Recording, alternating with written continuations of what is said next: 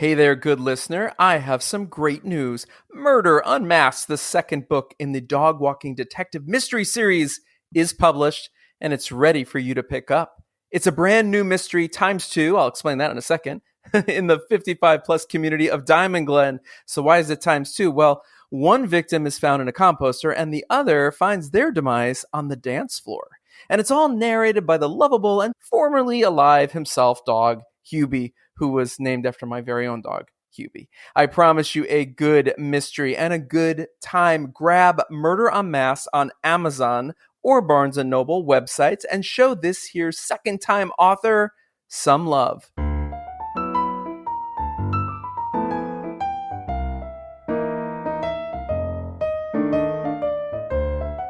And now, here comes your brand new episode.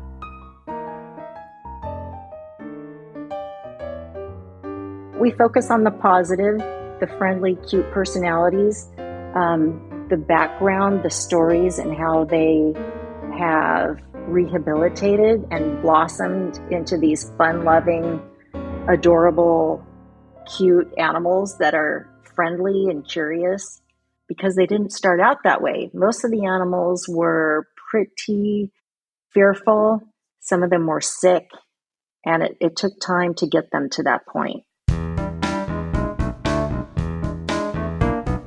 Hi, I'm Diane Dietrich, and you're entering a world gone good.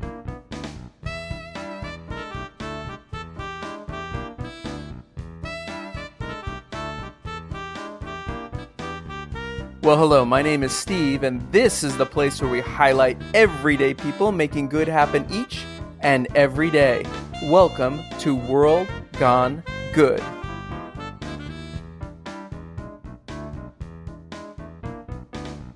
Today we are talking one of my favorite good talks, all about, that's right, animals. You all know I have 3 senior dogs and a senior cat. It's basically a zoo here, a big pharma sponsored zoo. Thank God for pet insurance. It's a lot, I'm not going to lie. One of them peed all over my office room throw rug the other day. No clue which one, because didn't see it when it happened, just found it, or why they did it. Just part of the joys of animal parenting. Am I right? Diane Dietrich knows a little bit about this stuff. She followed her dreams right to greener pastures. What is greener pastures, you ask? Why, they're just a 2023 top-rated great nonprofit winner, and they've been featured on Redfin's bucket list of things to see and do in San Luis Obispo, California. How cool is that? This is a story, a next level cool story, because this is an episode of equal parts inspiration and motivation. And it's all for the animals.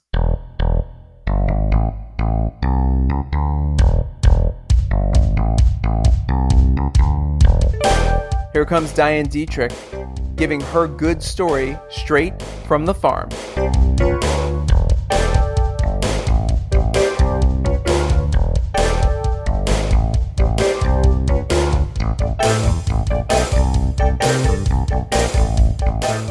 Diane Dietrich is here today from Greener Pastures in Arroyo Grande, which is in San Luis Obispo, which is about, I don't know, an hour and a half from me in Santa Barbara?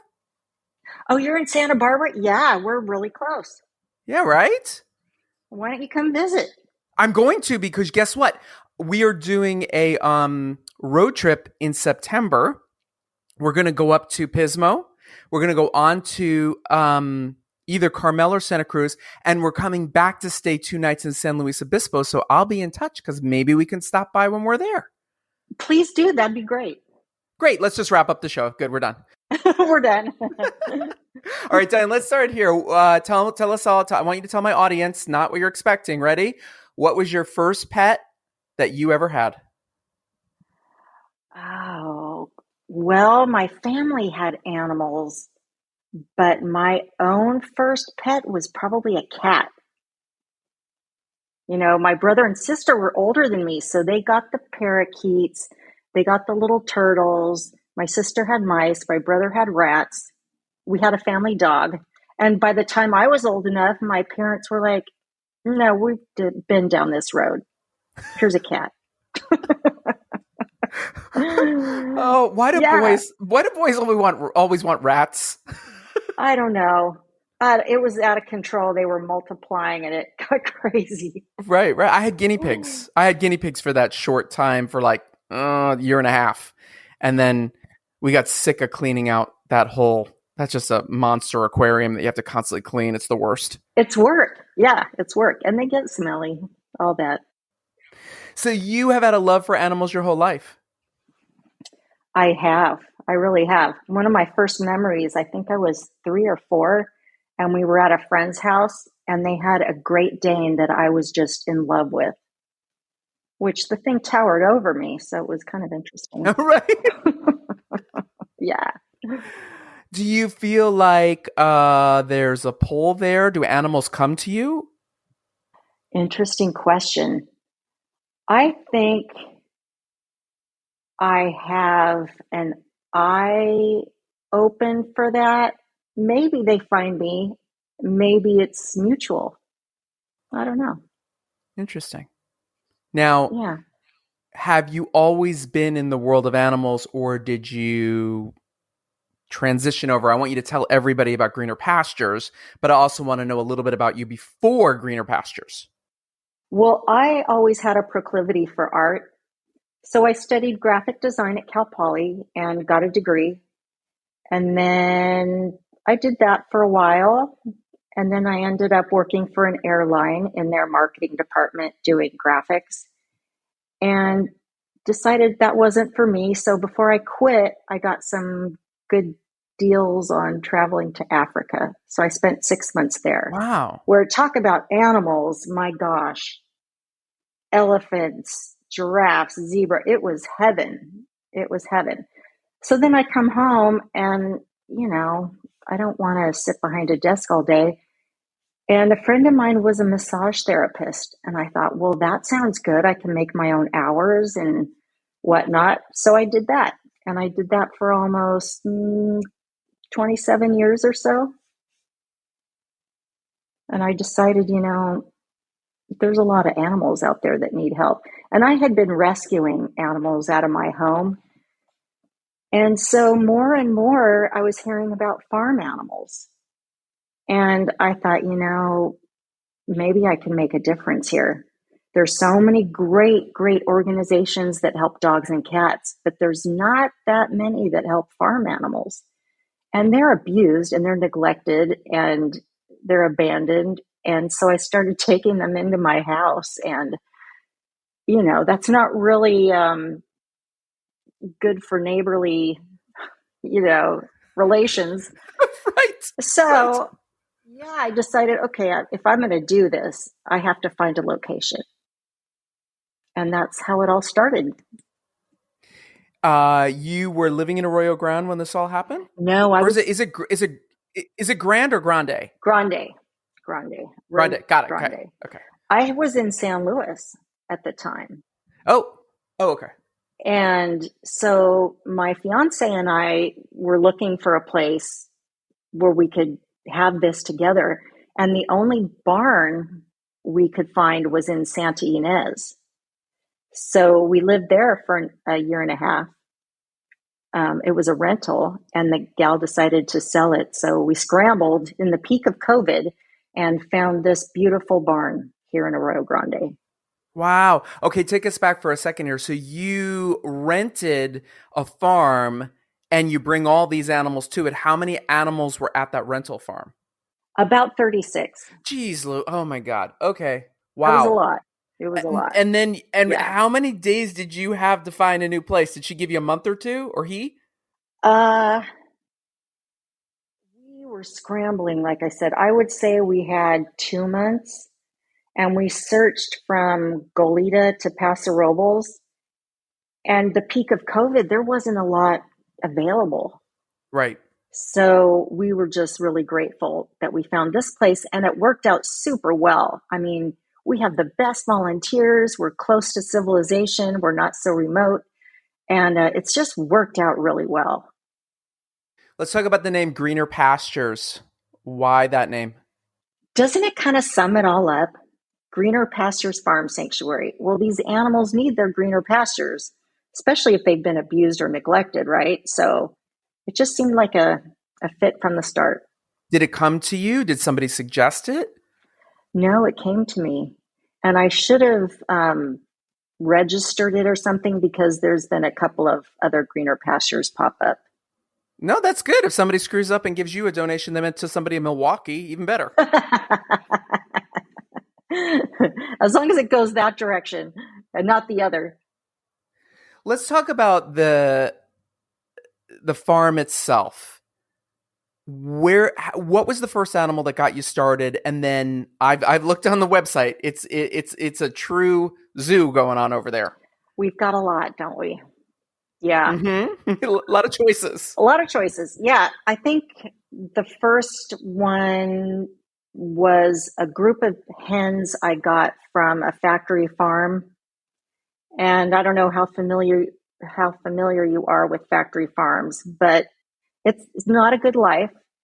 And usually they're euthanized. I say that politely. They're not euthanized. They're horrifically murdered.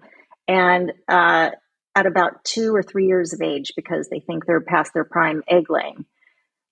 So somehow a group got a whole bunch of these hens that were going to be killed, and sanctuaries took them in. And that was the first group of animals that I got. How many are we talking? Oh, just 4. Well, 4 is a lot, though. It was the early days, yeah. And that's a lot for a suburban home. Right. And my neighbors still complain. I'm like, but they're not crowing, they're hens. Did you have dogs and cats in the house with them at the same time?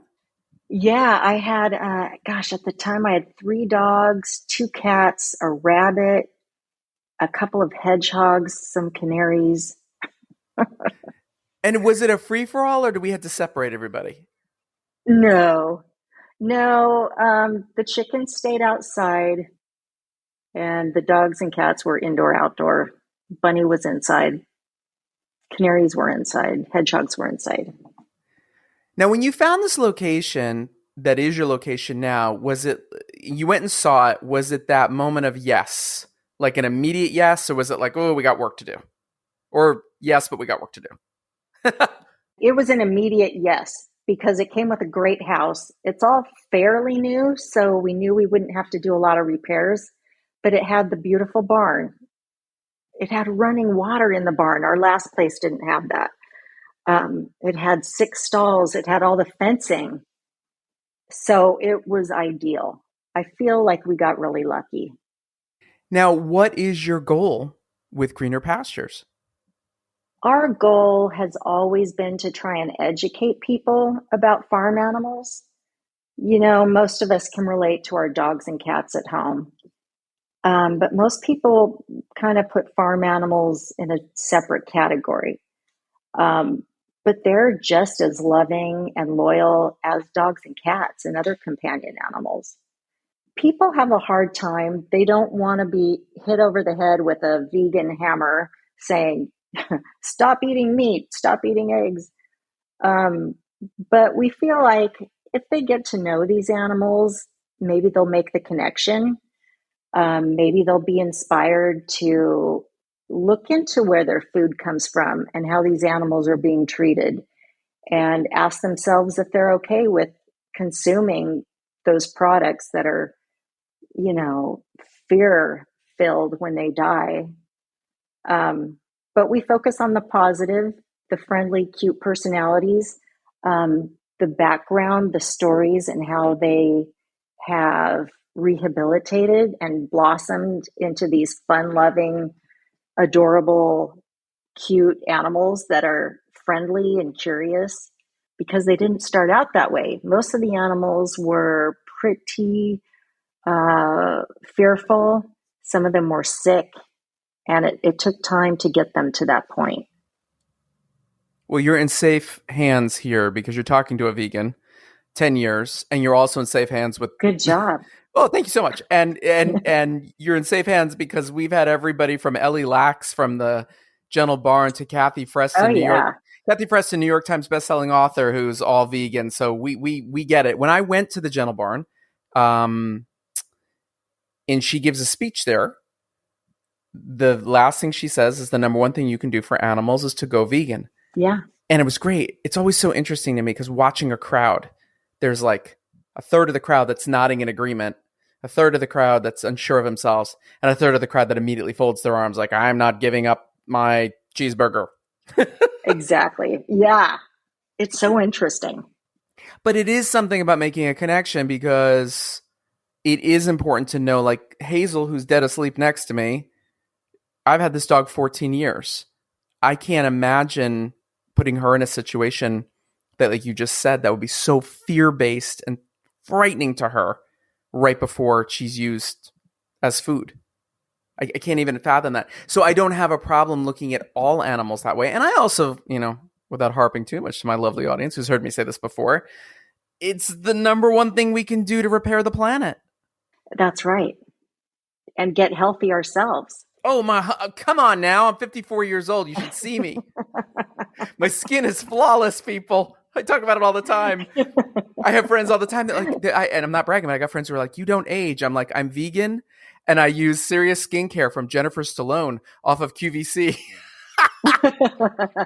It's a win-win combination. It's a win-win combination, people. That's right. Do you have a favorite animal do you have a favorite at the Greener Pastures that you dare say that you'll admit to? Oh, boy. Oh, boy, I know. Different ones for different reasons. You said you looked at our website. Dinky, the potbelly pig, is kind of yeah, I'm glad you brought him up. Go ahead. Yeah, she's a walking miracle. Mm-hmm. Tell everybody. She shouldn't be alive. I mean, this pig was surrendered to a shelter during a wildfire, and the owners never claimed her. They didn't want her. So the shelter was going to euthanize her based on her appearance. Potbelly pigs should be about 100 to 120 pounds, give or take. And she was almost 300 pounds. Jesus Christ. She was sunburned. She looked terrible. She was fat blind. That was the biggest thing. She had a big roll of fat right on her forehead, which hung down and covered her eyes so she couldn't see.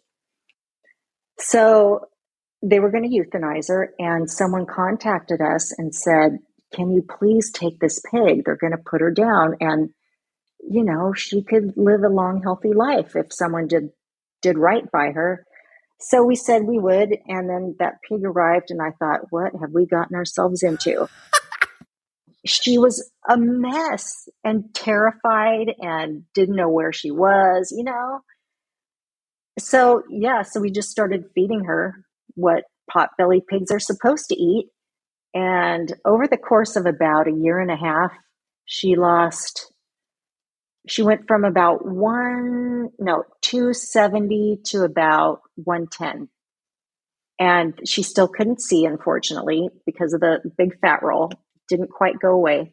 We drove her to UC Davis, a 10-hour round trip, and they did a facelift, or a brow lift, rather. That's what they call it. So they did an incision above her eyes and removed some tissue, stitched her up, and now she can see. So here she is. She looks like she had been to a high-end spa or something. Lost all the weight, got the facelift, and now she's running around like she owns the place. It was pretty remarkable. Living her best life. Exactly. Yeah. Complete change in personality. She got her confidence back. She was walking around. She walked up the driveway. I opened the front door. There she is. And our other animals it was the first time they'd seen her because she would just sleep all day. They were looking at her like, where did this one come from? We haven't seen her before. And it was very heartwarming to see. Yeah, so we can rule out Ozempic. Yeah, that didn't work for her. So we did it the old-fashioned way. How old is she now? We're not sure. She's up there. I would say she's at least 10. And how long does a potbelly pig live? Oh, I would say roughly around 12. Oh, okay. Yeah. So she's had a couple of good solid years of living her best life. And she's probably loving the ability to move. Yeah, she looked painful before. Her belly would drag on the ground and her joints were a little stiff, but not anymore. Then we got a cat, a barn cat, who wanted absolutely nothing to do with us. It would hide all day. And then it discovered Dinky. And so this cat, his name is Kip, he would explore when we weren't around and he discovered Dinky and they became the very best friends. And he sleeps with her, he nestles with her, they hang out all day long, and they're best buddies. That's So amazing. we kind of feel like Dinky saved him too. That's amazing. Kind of a full circle moment. You have some donkeys and burros going on there too, right? We do. We've got two miniature donkeys, Hazel and Isabel. And how old are they and when did you get them? Let's see, they are about, I would say Isabel is maybe 22 and Hazel is 16. And we heard about these donkeys that were on acreage, like 200 acres, and they were never cared for. They were feral, basically, and they would just forage and eat all day long. And they were, believe it or not, overweight. Um, and the rancher said, I want these things off my property. Can you take them? And we thought, well, yeah, if they need help. Their hooves were overgrown. They were kind of a mess too.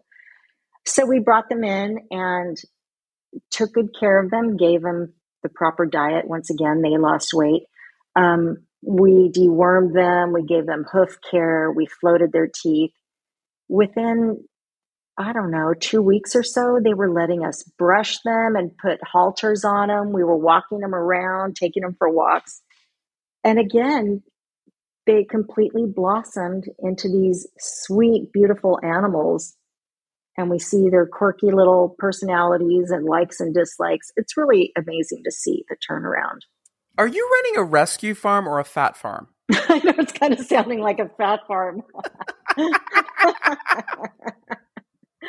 But believe it or not, well, not in these two cases, but people think they're loving their animals by feeding them. And, there's a fine line there too. Now, you use Greener Pastures also as an educational facility. Would that be a fair word? Yeah, that's true. And how do you do that? Who comes to see it? How does it work? We offer tour days where our doors are open to the community. People pre-purchase tickets. It's a nominal fee just as a donation. And they come into the farm. We have volunteers who are stationed at each animal area and they act as docents. So the people walk through at their leisure and they meet the animals and they hear um, their stories of triumph, really, because some of these animals come from terrible situations. Um, and they get to brush the goats, they get to pet the donkeys, um, they get to see our chicken yard and our sheep yard and learn about the horses and where they came from. And we get a lot of really positive feedback.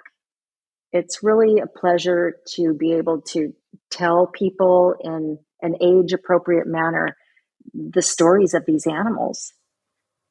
If you could go back to younger you, the one who was first working at the airlines as a marketing person, what would you tell her about the future? That's a good one. Uh, it's not what you're expecting. This was not in the plans. It's a dream come true, though. I always wanted to work with animals, and I never knew what that would look like. And here it is. I don't have to sit behind a desk from 8 to 5, and it's awesome. Follow your dreams because you never know where they're going to take you, and they might come true.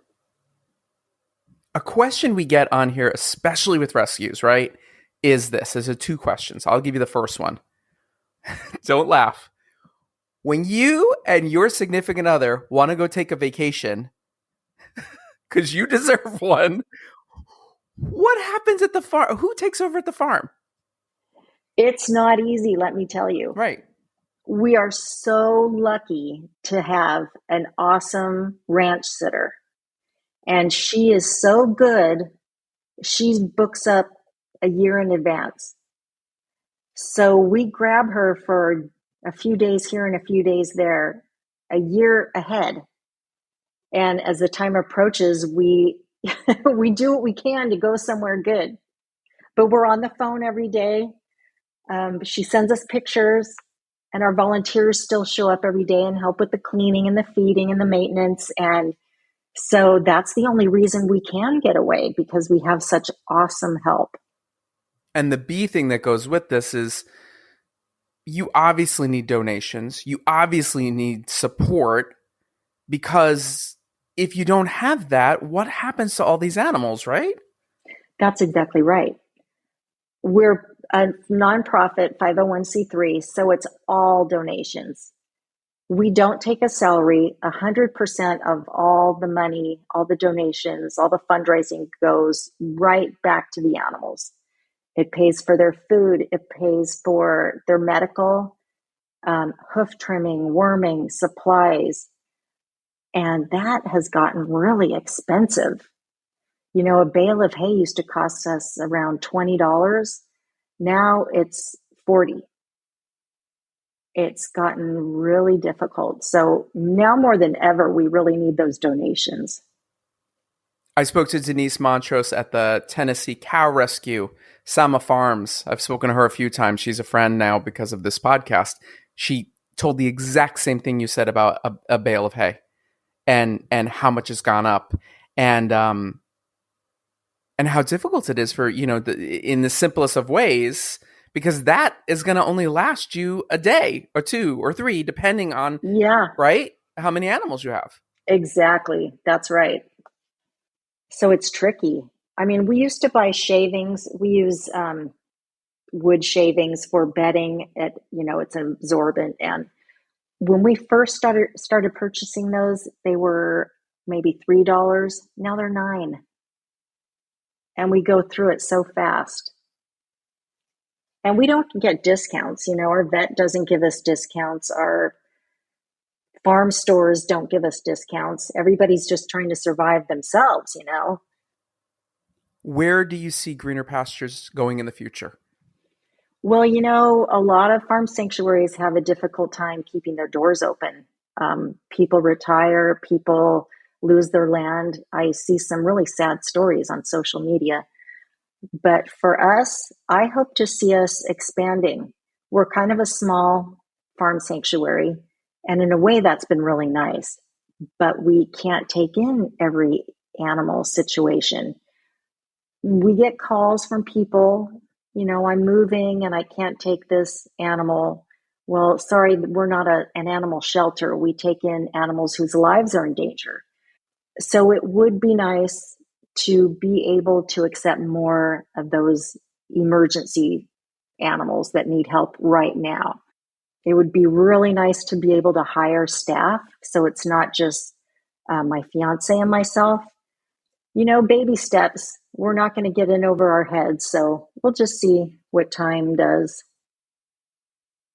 We wrap up these shows with 3 questions. Don't panic. You know the answers. 1, we sort of already hit, but I want you to hit it again.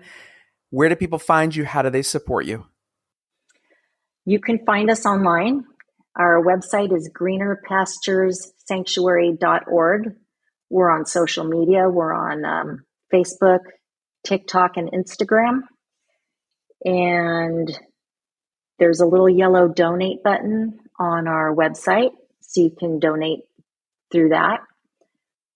The final 2 questions go back to anything we've already talked about or anything you want to say. Question number 1 is this: who inspires you?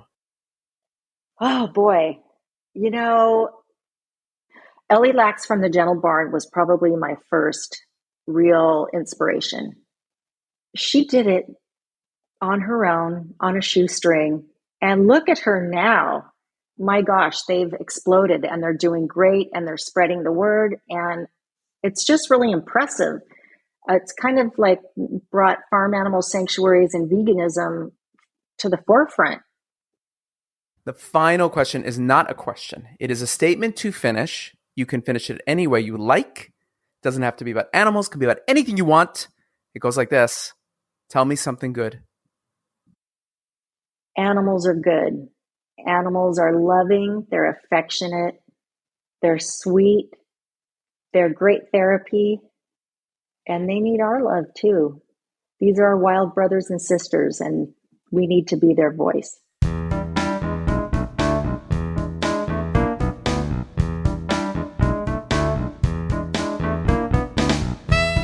Thank you, Diane, for sharing your good and all the good happening at Greener Pastures. Next time on World Gone Good. We now are in a position where we can help people. We can create a solution for people to open up safely. So we're going to do that. Vanessa Branco has drive. She also has determination. And she also believes not just in solutions, but environmentally proactive ones. So when she joined the Sunbolt family, she knew she had found her new home away from home. She's going to share her story about following her gut, making a difference, and connecting people in good times and bad, because that's what her company literally does. They connect people. Until then, be good.